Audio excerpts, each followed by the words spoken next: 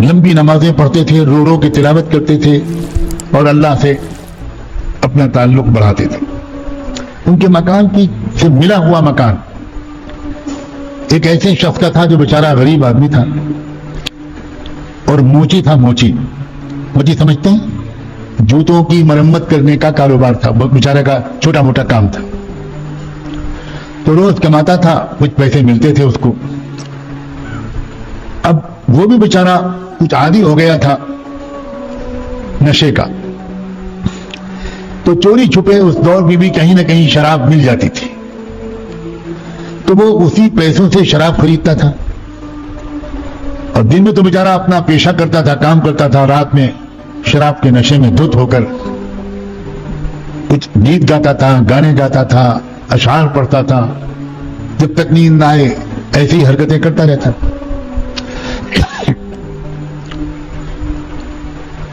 امام صاحب نے بالکل پڑوس میں ہونے کے باوجود کبھی نہیں ٹوکا۔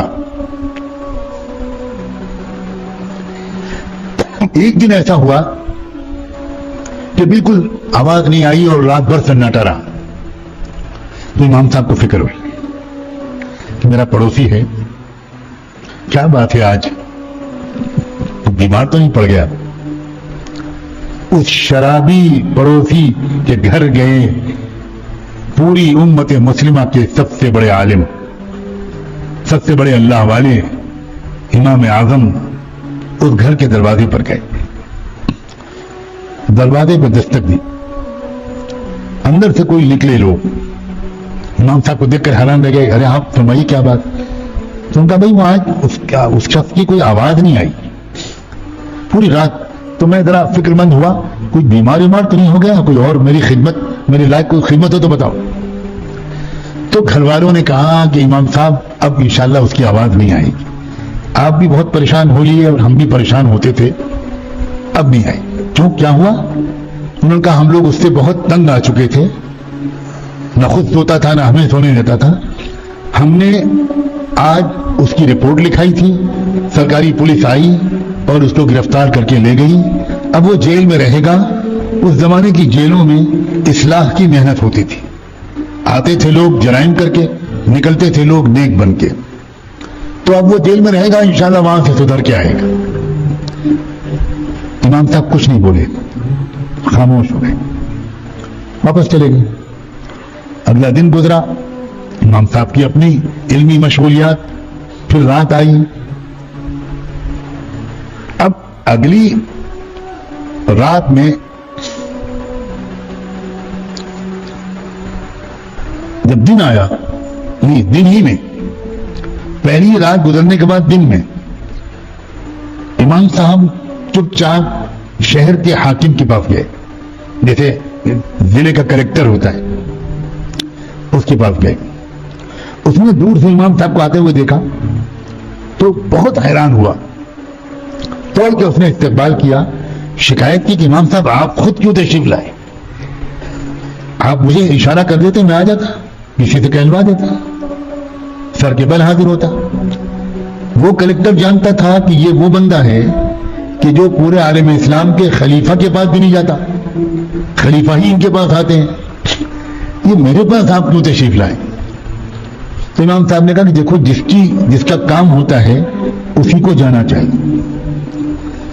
تو وہ اور حیران ہوا کہ آپ کا کام اور مجھ سے، حکم فرمائیے، بتائیے کیا کام ہے، میں حیران۔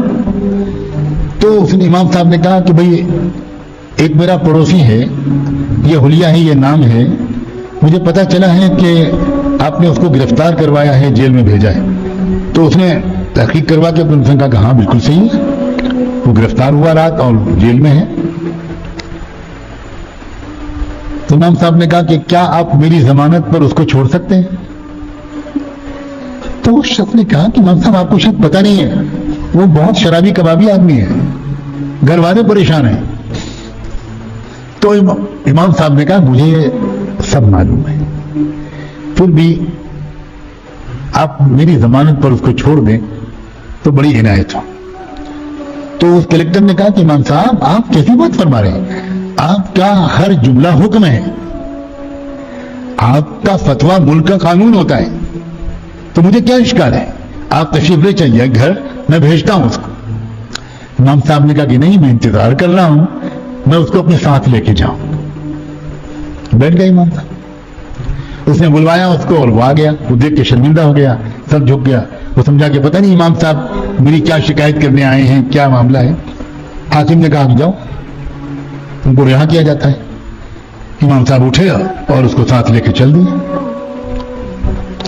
پورے راستے ایک جملے کی نصیحت امام صاحب نے کی ہو ایسا کوئی ثبوت نہیں ملتا، کچھ نہیں کہا، خاموش اس کو لے کر اس کو اس کے گھر پہنچایا، اپنے گھر میں داخل ہو گئے۔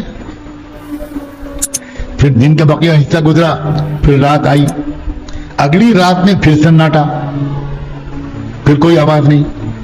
امام صاحب تو انتظار کر رہے تھے کہ پھر آج شور مچے گا۔ تو جب دوسری رات میں پھر سناٹا رہا تو امام صاحب اگلی صبح کو پھر پہنچے اس کے گھر۔ آج تو دستک دی اور اندر سے لوگ نکلے تو امام صاحب نے دیکھا کہ دروازہ کھلا ہوا ہے، باقی لوگ تو سو رہے ہیں، لیکن وہ خدا کا بندہ جا نماز پر کھڑا ہوا رو رہا ہے۔ امام صاحب انتظار میں رہے، اس نے سلام پھیرا، دوڑ کے آیا۔ امام صاحب نے کہا میں تمہاری خیریت پوچھنے آیا ہوں، آج بھی کوئی آواز نہیں آئی، مجھے ڈر لگا کہ تمہارے گھر والوں نے تمہارے ساتھ کوئی برا سلوک پھر تو نہیں کر دیا۔ تو اس نے کہا امام صاحب اللہ اکبر کبیرہ، پوری امت کے امام اعظم کی محبت کے نشے کے بعد اب مجھ کمینے کو شراب کے نشے کی کوئی ضرورت نہیں۔ آپ نے اپنی محبت کا جو نشہ مجھے پلایا ہے، جس عزت سے آپ نے مجھ جیسے گنہگار کی فکر کی ہے، میں اب تک نشہ کیوں پیتا تھا، میں شراب کیوں پیتا تھا؟ صرف اس لیے کہ میں اس شہر کا انتہائی غریب اور حقیر سمجھا جانے والا انسان تھا، ہر ایک مجھے ذلیل سمجھتا تھا، اور میں اپنی ذلت کے غم کا بوجھ ہلکا کرنے کے لیے رات میں شراب پیتا تھا۔ اب کہاں میں ذلیل، کیا مجھ سے بڑھ کر بھی پورے عالم اسلام میں کوئی عزت والا شخص ہے؟ اب مجھے شراب کی کیا ضرورت ہے؟ لوگوں، یہ ہے دین کی محنت، یہ ہے اکرام مسلم، یہ ہے دینداری، یہ ہے اخلاق جس کے ذریعے سے امت جڑتی تھی۔ اصل مصیبت آج ان لوگوں کی خرابی نہیں ہے جن کو ہم دنیا دار سمجھتے ہیں، آج کی اصل مصیبت جو ہے وہ ہم جھوٹے اور کھوٹے دینداروں کی جھوٹی دینداری ہے۔ یہ ہے اصل مسئلہ۔ اور یہ جب تک ہم کسی اللہ والے کے حوالے اپنے آپ کو نہیں کریں گے، اپنے آپ کو نہیں مٹائیں گے، نئے سرے سے دین کو نہیں سیکھیں گے، ہم کسی کے شاگرد نہیں بنیں گے، ہم اپنا تکبر نہیں چھوڑیں گے، جب تک ہم واقعی کسی دل والے سے اپنے دل کی اصلاح نہیں کرائیں گے، تب تک حقیقی اور مکمل دینداری نہیں آ سکتی۔ تب تک وہی جھوٹی والی دینداری، وہی ادھوری دینداری جس کے ذوق میں ہم پھنسے ہوئے ہیں اور جس کی وجہ سے ہماری ترقی نہیں ہو پا رہی، تب تک ہم اسی میں لگے رہیں گے۔ دعا ہے کہ رمضان مبارک کی عشر اخیرہ کی ان راتوں کی برکت سے اللہ تبارک و تعالی اپنے کرم سے ہمیں اس جھوٹی دینداری سے سچی توبہ عطا فرمائے۔ گناہوں سے توبہ کر چکے، اب جھوٹی دینداری سے توبہ کرو۔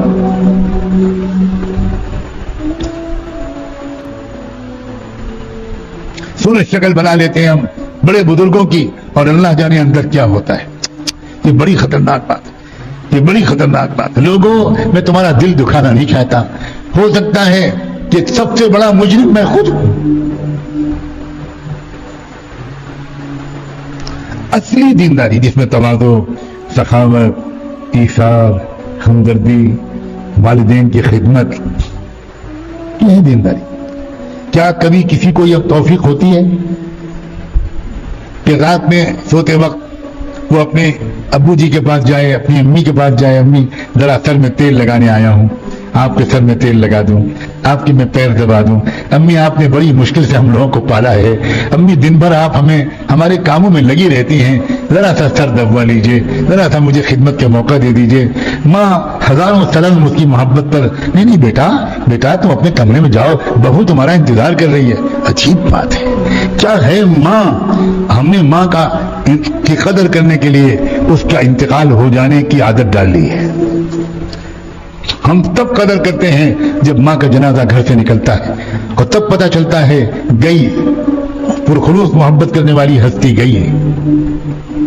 امام شافعی رحمۃ اللہ علیہ اتنے بڑے امام، جس دن امام ابو حنیفہ کا انتقال ہوا اسی دن امام شافعی پیدا ہوئے۔ زندگی بھر کا ان کا معمول تھا کہ رات میں سونے سے پہلے وہ اپنی والدہ کے پاس جاتے تھے اور اپنی ماں کا سر دبانا، سر میں تیل لگانا، خدمت کرنا، اور آخر میں چلتے چلتے ان کے پیروں کے تلوے چاٹتے تھے، اپنی زبان سے چاٹتے تھے۔ ماں کہتی تھی بیٹا یہ تم کیا کر رہے ہو؟ تم اتنے بڑے عالم ہو کر میرے پیر چاٹ رہے ہو، تلوے چاٹ رہے ہو؟ تو وہ کہتے تھے کہ اماں میں آپ کے تلوے نہیں چاٹ رہا، آقائے مدینہ نے یہ کہا ہے کہ جنت ماؤں کے پیروں کے نیچے ہوتی ہے، میں تو اپنی جنت چاٹ رہا ہوں، مجھے اس سے محروم نہ کیجیے۔ یہ کرو گے انشاءاللہ؟ یہ ہے کام کرنے کے۔ پھر دیکھنا وہ جو ماں کی دعا ملے گی تم کو، اس سے کاروبار کے دروازے بھی بند، دروازے کھلیں گے، اس سے بیماریاں دور ہوں گی، اس سے دین اور دنیا دونوں میں ترقی ہوگی۔ عجیب مصیبت ہے، کیا اس بات میں بات نکلتی ہے، جن کو ہم بزرگ سمجھتے ہیں ان سے دعا کرانے کا معمول ہے، اور وہ بھی عجیب معمول ہے۔ ہر شخص ملتے ہی کہتا ہے خاص دعا کیجیے گا، خاص دعا کیجیے گا، میرے لیے خاص دعا کیجیے۔ اچھا بھائی عام دعا کس کے لیے کریں؟ آپ ہمارے خاص آدمی ہو، زندگی میں پہلی اور آخری بار دیکھا ہے آپ کو، اور آپ کہہ رہے خاص دعا کیجیے۔ کیا کے لیے خاص دعا کریں؟ کیا رشتہ ہے ہمارا آپ کا خاص؟ آج آپ سوچ رہے ہوں کہ حضرت کا موڈ کیا ہے، ابھی تو میں ڈنڈا لے کے نہیں آیا ہوں، اس کی بھی ضرورت ہے۔ حضرت عمر کے زمانے میں کوڑے کی ضرورت پڑ گئی تھی، تو اس زمانے میں ڈنڈے کے بغیر کام چلے گا؟ خاص دعا کیجیے۔ ارے کیا عجیب بات ہے۔ علماء سے پوچھو کہ کبھی صحابہ اس طرح حضور سے دعا کی درخواست کرتے تھے؟ یہ سب رسم ہے، بناوٹ ہے، بناوٹ۔ عجیب بات، اپنی ماں سے کبھی دعا کی درخواست کی تم نے؟ ہزار بزرگ ایک طرف اور ماں ایک طرف، اپنی ماں سے دعا کراؤ۔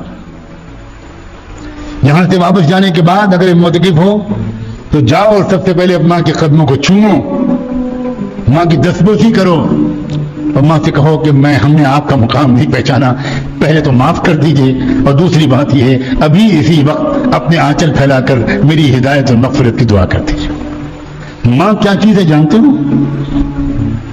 اگر بارش رکی ہوئی ہو اور تم اپنی ماں کے واسطے سے دعا مانگ دو تو میں تم کو یقین دلاتا ہوں اللہ بارش بھیج دے گا۔ ماں ایسی ہستی ہے، ہم نے اپنی ماؤں کی قدر نہیں جانی۔ یہ سب جھوٹی دینداری ہے، یہ جھوٹی دینداری کی کمیاں ہیں۔ جھوٹی دینداری والا تو ماں سے بدتمیزی سے بات کر لیتا ہے، الٹ کے جواب دے دیتا ہے، اونچی آواز میں بات کر لیتا ہے، دیندار ہے وہ، مسجد کی جماعت کا ذمہ دار ہے، اور ماں کا دل دکھاتا ہے۔ یہ جھوٹی دینداری۔ اللہ کرے کہ یہ بات جو آج میں نے کہی ہے یہ دل میں بیٹھے، اور یہ آپ اپنی ڈائری میں نوٹ کریں، بھول نہ جائیں، اور بعد میں اپنی دینداری کو اس کی روشنی میں مکمل کریں۔ اللہ تعالیٰ مجھے بھی اس کی توفیق عطا فرمائے اور آپ کو بھی۔ آج کوئی اجتماعی دعا نہیں ہوگی، کوئی اجتماعی دعا رسم نہیں ہے، میں رسموں کے مٹانے کی کوشش کرتا ہوں۔ آج اجتماعی دعا جمعے میں ہو چکی، دعا مجلس کی پڑھ لیجئے اور اٹھ جائیے، اور